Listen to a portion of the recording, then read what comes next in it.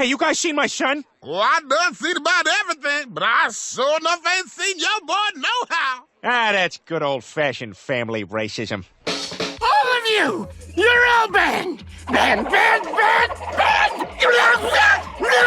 You ever watch something and just think, why did they make it? How could they make it? And am I gonna get in trouble for watching it? Now, I watch anime, so I have this thought every day. But cartoons are no stranger to this too. From all the way back in the day, all the way up to now, people just keep messing up. Back then they could just burn some film, but now with the internet, your sins will remain for all to see.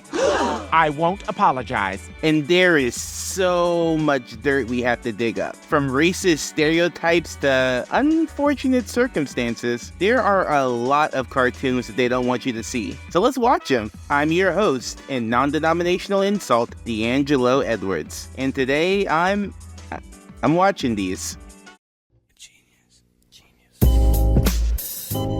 It goes ba-bum, ba-bum, bum, click, bum, ba-bum, ba-bum, bum, click, bum. We need more bad guys to smash. Bum, click, bum. I be Lord of the Rings, I manifest. Represent from the den, I don't wear no vest. I got a heart in my chest, it goes ba-bum, ba-bum. I sway halfway, the day's hump, get over. I be Lord of the Rings, I manifest. I'll put a shot to your sister. I don't wear no vest. I got a heart in my chest, it goes ba-bum, ba-bum. I sway halfway, the day's hump, get over. One out the ring, so now you got. Well, it's one of our boys. The sun shines bright in my old Kentucky home. Oh, the ghostesses! They's after me. Please don't fail me now.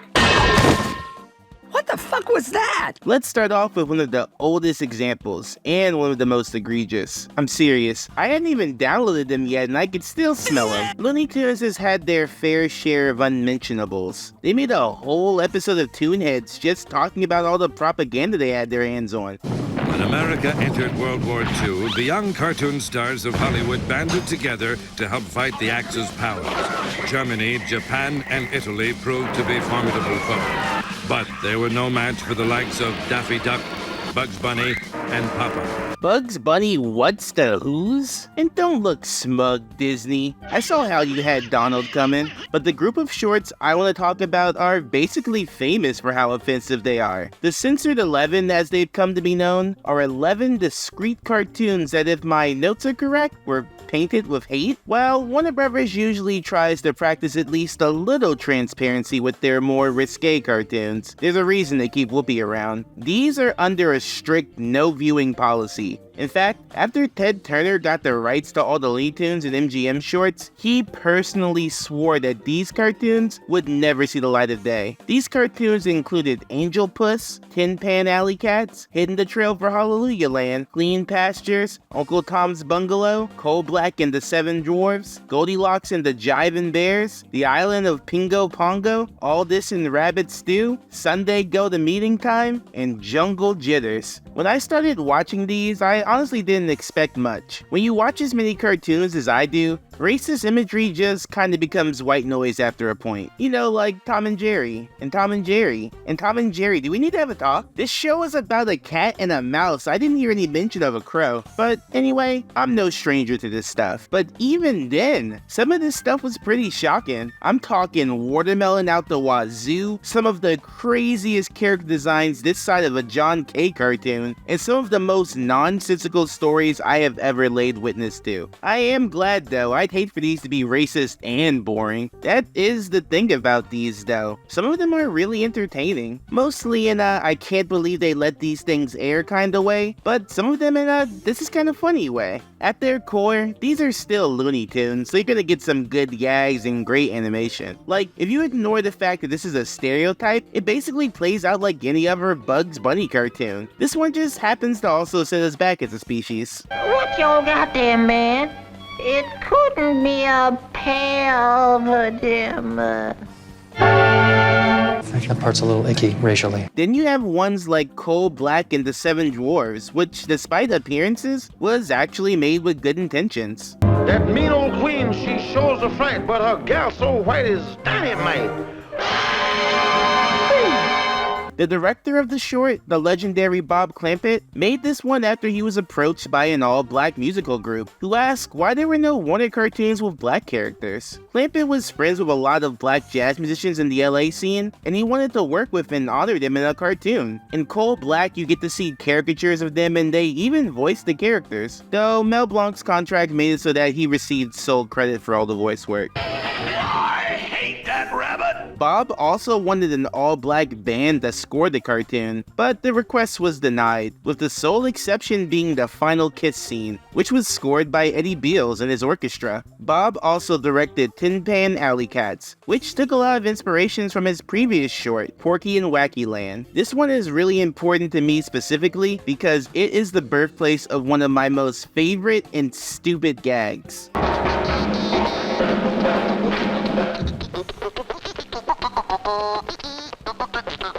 I don't care, man, that is funny. The rest of these are mostly just shocking or full-blown nonsense, but I honestly think they're worth a watch, just to see what was able to fly back then. I'm not really a fan of hiding away stuff like this. I'm not saying they should start coming on right after Craig of the Creek, but I think historically, they should be preserved somewhere other than the Internet Archive. Most of what these cartoons have to offer is absolutely drenched in the racism of the time, and although some people might defend them as products of their time, that time was very racist. That's like saying eggs are the products of chickens, which some of these cartoons thought we were guzzling down by the bucket. But there's also some genuinely good things these have to offer. These were some of the first depictions of black characters in a cartoon like this. They showed off black culture, music, religion, and celebrities. And even though most of it hasn't aged the best, they're still very important. So put them up on HBO Max. But maybe give them their own section. You know, keep them separate, but equal.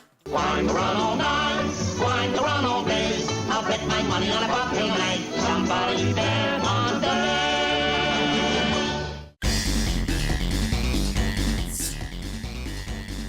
Welcome to the 90s, motherfucker. For these next couple of shows, let's flash forward to the 90s. By this point, we were long past the days of shows made purely to get you to buy toys and eat vegetables. You can't eat those fries. Stuff got a lot more experimental, a lot more gross, and a lot more risque.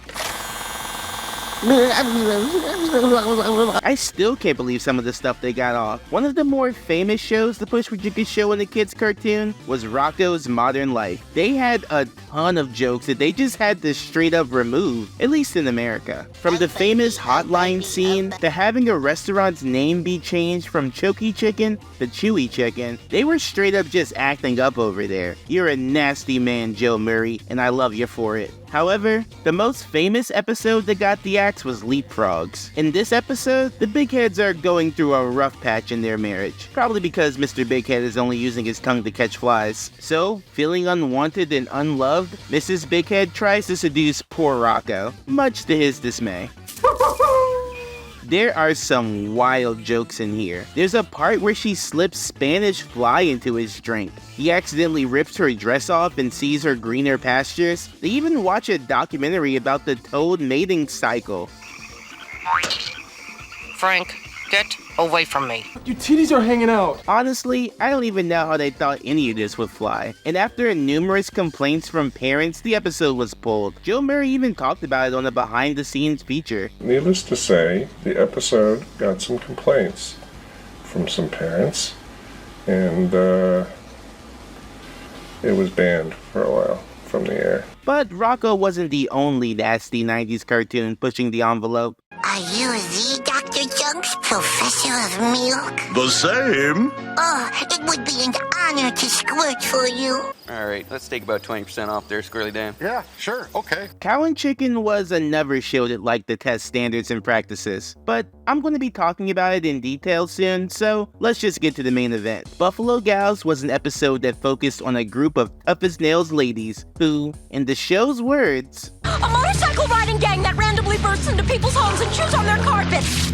I am not a subtle filmmaker, and my audience wouldn't have it any other way. Of course, all of this is a very obvious lesbian joke, with the girls playing softball and one of them being named Munch Ellie. At this point, the only sub in that text is Carla. It's just her nature. Surprisingly, the writer of the story for this episode, Bill Burnett, claimed that he never intended for any of the lesbian jokes to be in it. He just wanted to write a story where a bunch of strong women took Cal under their wing. Turns out that most of the other jokes were added by the creator of the show, David Feiss, who has since apologized, saying that he was just trying to be silly. Outside of the lesbian jokes, it's mostly just your standard episode of Cow and Chicken. At least this one got to air, unlike a certain episode of Dexter's Lab. Now, I talked about this one more in my feature-length Dexter's Lab video, but Rude Removal was an episode that most people thought was fake for the longest time. A full episode of Dexter that features him and Dee Dee swearing up a storm? That just reeks of playground rumors. Real my dad works at Nintendo vibes. But no, the episode was real. It was even shown by Gindi at certain conventions. And after years of campaigning to see it, people finally got a chance to when it was announced to be airing on Adult Swim. To be honest, I wish they had just dropped it without any warning. It would have been way funnier to just see a random episode of Dexter cursing his mom out. What I really want to see though is an uncensored cut. I'm one of the people that find censored swears funnier than normal ones, but the novelty of hearing Chucky Finster say a gamer word is a dream too sweet not to want. There have been some uncensored versions made by fans, but I still need the real deal. It probably doesn't exist, but hey, we didn't even know the episode was real, so I'm holding out.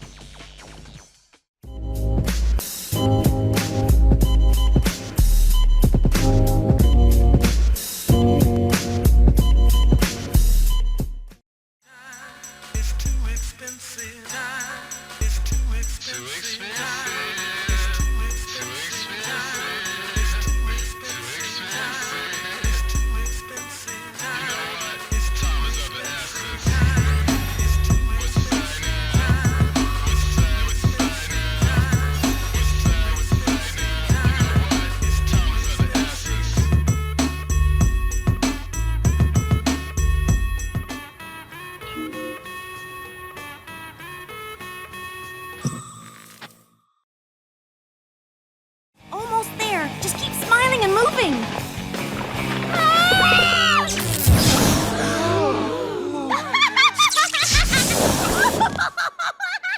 They're just boobs, lady.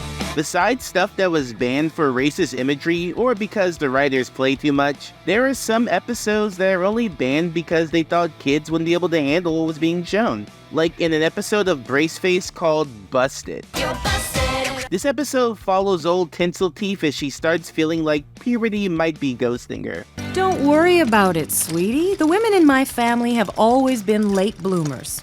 We fill out eventually, though. I was shaped just like you at your age, and I turned out fine.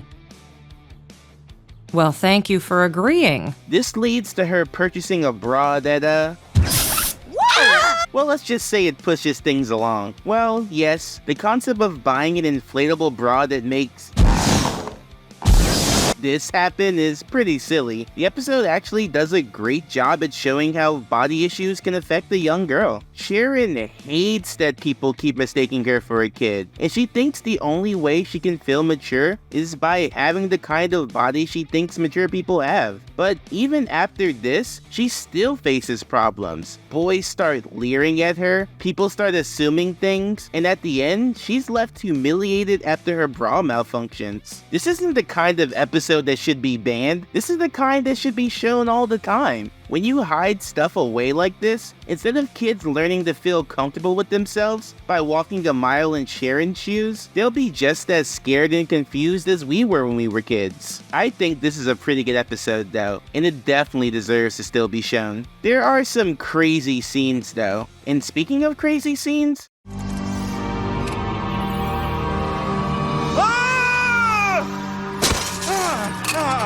this next one is also a very good episode that got pulled for being a smidge too graphic. TMNT 03's Insane in the Membrane. This episode follows Baxter Stockman, a scientist enslaved by the Shredder. As the show went on, every time Baxter failed, Shredder took a little bit away from him. An eyeball here, the torso there, until nothing remained but a brain. This episode shows his quest to get a new body, as well as shining a light on how he came to be so pitiful. While at first, things seem to go well with the new body, as time goes on, it starts to melt and decay until Baxter is left as nothing more than a monster. It's honestly kinda shocking, and besides the body horror, the look into Stockman's past was actually kind of touching. He was always portrayed as this ruthless egomaniac. Who can relate?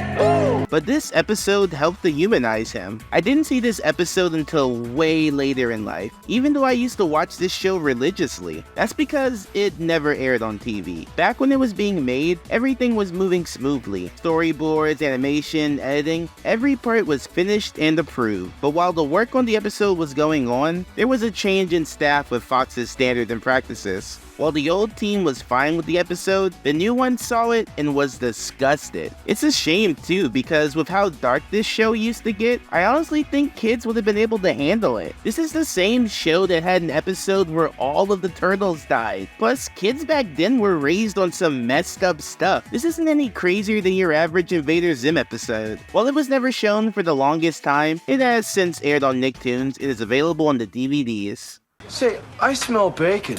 Does anyone else smell bacon? Yeah, I definitely smell a pork product of some type. Funny enough, it wasn't just shows like these that ended up having episodes banned. Baby shows took a couple of hits now and then too, like Bubble Guppies, a show I have a very vague memory of. The episode, The Police Competition, was banned after the George Floyd protest. Man, between this and Paw Patrol, Nick Jr. has a major propaganda problem. I mean, just look at those faces, you know they say Blue Lives Matter. I just didn't know pigs could swim. The crazier example actually happened in Arthur, in the episode The Great McGrady. I remember when I was a kid, this was a big deal. Arthur had never been a stranger to heavier topics, getting lost, pets dying, a very well done 9/11 episode. So when this episode revealed that Mrs. McGrady, a very established character, had cancer, you knew it was going to be important. And after watching it again, it's still a very good episode. They show how all the different characters deal with someone they love getting sick, with Arthur and DW coddling her, Francine getting so worried that she avoids her, and Muffy being in denial about the whole thing, treating it like a cold. I think it's a super engaging and important piece of media for kids, and I thought that it would be on air forever to help kids who might be dealing with a family member with a terminal illness. And it probably would have been if it hadn't been for one thing. Arthur always had a strange habit of including celebrities into the show. At its best, you get the Mr. Rogers episode, which might be the most wholesome thing put on television. And at its worst, you get this. Yes? Hi, does an Arthur Reed live here? Up yours, Matt Damon.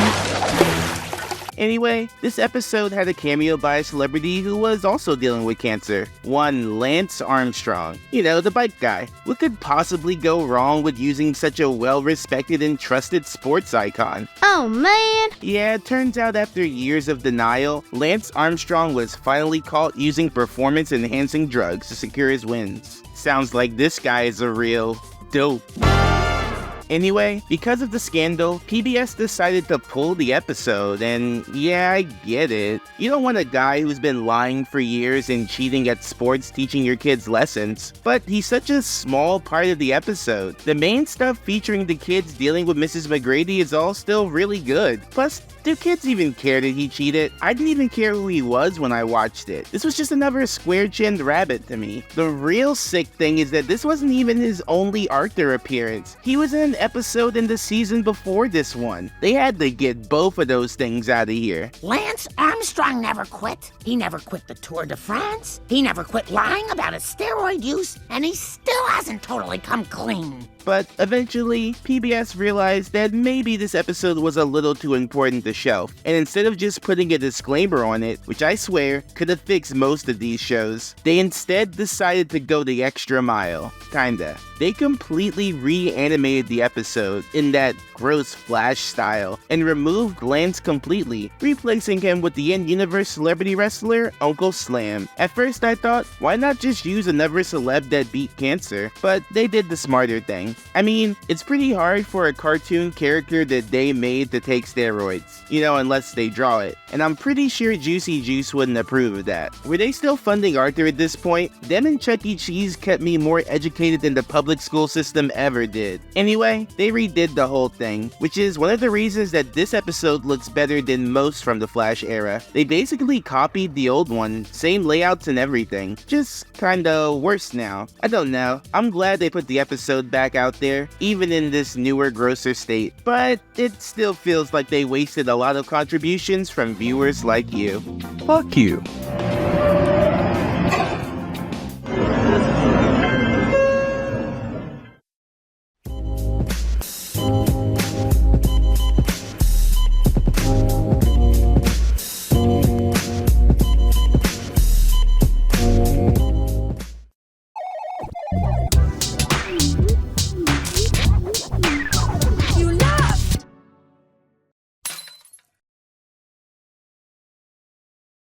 Let's move up a level back into the big kid shows. We're looking at two of Cartoon Network's and Nickelodeon's heaviest hitters with SpongeBob and the Powerpuff Girls. Now, with shows like this that run for actual decades, there's no way you're not gonna make something that rubs corporate the wrong way. At that point, you just kinda start doing stuff on purpose, you know, just to see if you won't get caught. Wait a second! Ah, you got me!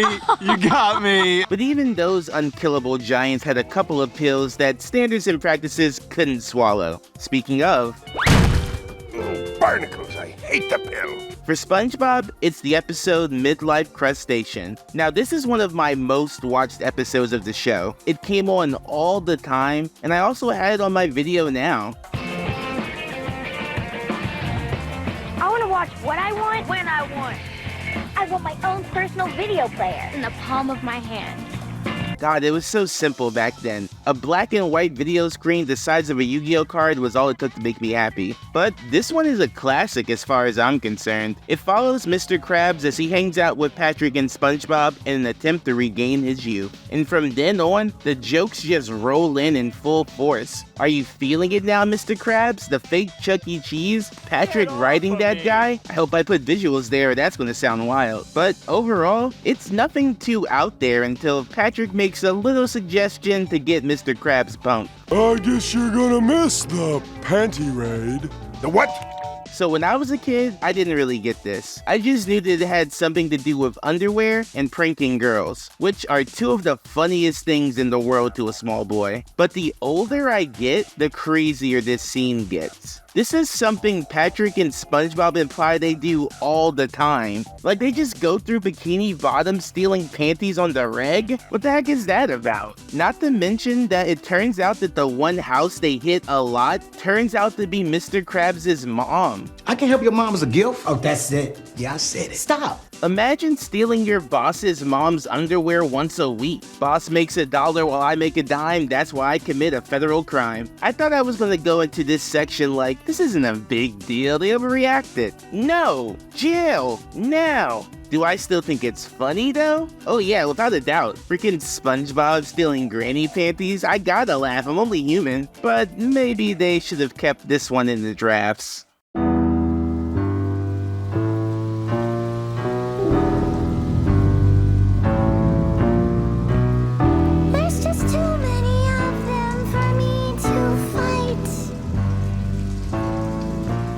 Moving on to Powerpuff Girls, we have See Me, Feel Me, Know Me. Now, this one I didn't watch until I was in college, after seeing it in a Paul Dugan video. It's always crazy when you see a new episode of a show that you are positive you've seen every episode of. Unlike most of the stuff I've talked about so far, this one still has never aired in the United States, which is a shame because I really like it.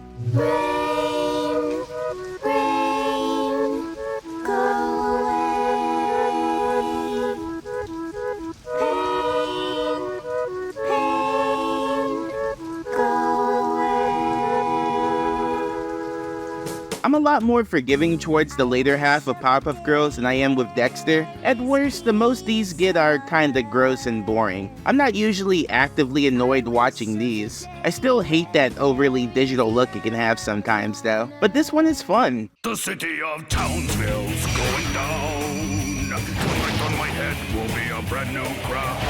It's a rock opera styled episode, so all the characters are constantly singing. Good way to get me on board. I love stuff like this. And there are some bangers in here. I'm glad they got most of the voice actors to just sing instead of getting more professional sounding singers. This stuff just adds charm. You don't want to hear Mojo Jojo belt out a power ballad? Sorry you suck. Know how. You can run, you can hide, but I will find you. The plot follows the girls, bruised and battered after defending Townsville for so long, with no end in sight to all the villainy. Just when all hope seems lost, a magical flower descends from the sky and produces a gnome that promises to get rid of all the evil in the world in exchange for the girls' powers.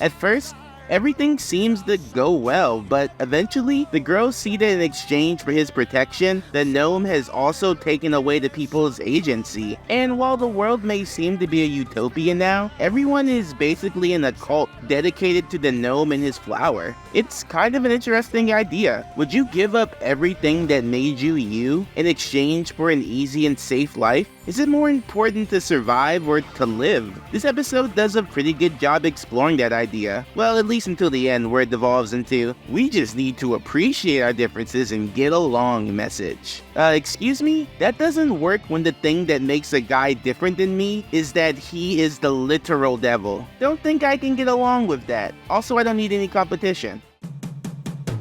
There's no dark without the light. There's no dim without the blood. Now, why was this one banned? For a while, there were a lot of reasons people believed. Some people believed it promoted communism with all the red clothes and the new way of life. Some people thought it was because of all the strobing lights that might trigger epilepsy. But in a Tumblr post, Craig McCracken finally confirmed that the episode was banned because there is a scene where some destroyed buildings look a little too close to crosses, paired up with an incidental that resembles Jesus. This was never the intention of the crew, and the fact that it happens continues to be a baffling decision to Craig. And now I'm mad. They could have played this one with all the other musical episodes on Cartoon Network, and we could have had a fun little day. Ah well, at least the episode is still up for streaming. So, you know, give it a watch. You get to see the professor beat some meat. Listen to the earth, and I view the universe above me. Alright, before we get to the last cartoon, let's do a quick speed run through the hit of the 90s and frequent thorn in the Catholic Church's side, Pokemon. Beauty and the Beach. It got banned for making James too hot. Electric Soldier Porygon. This one had people getting a little too lit with all the flashing colors. Holiday Hijinks. And also just any episode that had the old design for Jinx. One look at her tells you why this one raised a few eyebrows. The Legend of Dratini. Shelved because Ash, no joke, has a gun pointed in his face. And finally, Tentacool and Tentacruel, which was banned after 9/11 for all the buildings getting destroyed, bringing up some unpleasant thoughts. This one to me is the craziest because it is literally in the theme song, specifically the part that would make you think of 9/11. There are more, but honestly, you could make a whole video about them. I won't though. Barely know anything about Pokemon. More of a Monsuno kid myself. Okay, drink this. Hell no! It's milk. It's where you come from. I just like the case it comes in. Okay, before we end this video, there's one more episode I want to talk about, and it's one of my favorite shows. Aqua Teen Hunger Force is the Adult Swim show, one of the network's biggest success stories. There have been a few ups and downs, but hey, what's a bomb scare between friends? Anyway, out of all the episodes, the one I want to talk about today is Shake Like Me. First off, wild title. Naming it after Black Like Me, a book written by a white guy who posed as a black guy for months, is a bold choice. The episode focused on Shake, who gets melanated after being bit by a radioactive black man. And before you ask, yes, that is how we make more black people. Jury is still out on whether we work by vampire rules or werewolf rules though. We see Shake as he adjusts to his new life as Mocha Shaka, the first dairy product to ever have to use blue magic hair gel. Now I want to make one thing clear. This episode is hilarious. It is so funny seeing Shake act like like this. And even if Dana Snyder probably shouldn't be talking like this, You can't whitewash me with your lies. I'm black and I'm proud. And I will make sure it reads that in both gold and diamonds on my teeth, yo.